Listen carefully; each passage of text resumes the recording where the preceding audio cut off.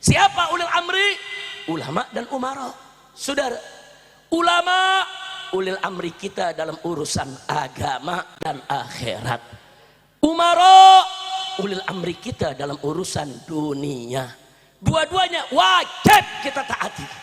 Tapi ingat, taatnya tidak mutlak.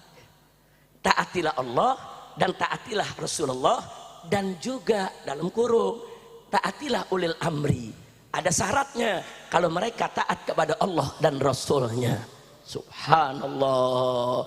Kenapa taat kepada ulil amri? Kenapa taat kepada ulama? Kenapa taat kepada umara? Tidak mutlak, saudara. Karena umara dan ulama tidak maksum. Mereka bisa benar, bisa salah. Mereka bisa benar, bisa salah. Mereka bisa taat, bisa juga maksiat. Makanya taat kepada ulama dan umara tidak mutlak. Lihat dulu, kalau umara buat aturan sesuai dengan Al-Quran dan As-Sunnah, saudara, sesuai dengan aturan syariat, wajib untuk kita taati. Tapi kalau umara membuat aturan yang mencekik rakyat, merusak negara, bertentangan dengan Al-Quran dan As-Sunnah, haram untuk kita taati, saudara. Nah, ya makanya taat umara enggak mutlak. Begitu juga taat ulama enggak mutlak. Kalau ulama itu saleh, taqiyun, mukmin, taat kepada Allah dan Rasulnya, saudara, menuntun kita dengan ajaran-ajaran yang lurus sesuai ajaran Allah dan Rasulnya, wajib kita ikuti ulama. Tapi manakala ulama itu menyimpang, mengharamkan yang halal, menghalalkan yang haram, saudara, memutarbalikkan ayat dan hadis, saudara, memberikan ajaran-ajaran yang menyesatkan, haram untuk kita taati, saudara. Kira-kira jelas tidak? Nah, makanya kenapa taat kepada ulama, umara enggak mutlak? Karena mereka enggak maksum, bisa berbuat dosa. Tapi kenapa kalau kita taat kepada Rasul, saudara, kok mutlak? Karena Nabi maksum. Nabi, saudara, dijaga oleh Allah dari segala dosa. Nabi dijaga oleh Allah dari segala kesalahan, sehingga yang Nabi ajarkan kepada kita mustahil salah. Jadi apa yang datang dari Allah dan Rasulnya mutlak benar, wajib untuk kita ikuti. Nah, ini menjadi dalil. Kalau begitu Nabi kita sempurna.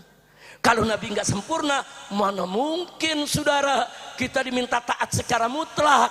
Nggak mungkin. Dengan adanya perintah Allah, kita wajib mengikuti Nabi. Apa yang disuruh kerjakan, apa yang dilarang tinggalkan, saudara, cukup menjadi bukti bahwa Nabi sempurna. Sallu ala Nabi. Kira-kira jelas gak? Ada anggota dewan seenaknya ngomong, nggak ada manusia yang sempurna, termasuk Nabi Muhammad juga nggak sempurna. Pala lu bomenyan. Saya nggak fitnah. Ada gak ngomong begitu? Ada gak? Nggak perlu saya sebutkan namanya, saudara. Buka aja YouTube kelihatan kok. Enaknya, saudara. Dia bilang nggak ada manusia yang sempurna. Maksudnya dia bela diri. Ini kan anggota DPR kan banyak korupsi, yang nggak apa-apalah, kan nggak sempurna. Nah, terus dipakai ngomong lagi, pakai ditambahin, saudara. Nabi Muhammad juga nggak sempurna, kurang ajar. Nggak boleh, saudara. Nah, kalau nggak ngerti agama, belajar, betul, betul. Nah, kalau sudah salah ucap, tobat. Ini diperingati oleh ulama, malah dicela ulamanya. Kurang ajar, saudara. Baik, 3 fakta tadi yang saya sampaikan. Nabi sebagai rahmat untuk semesta alam.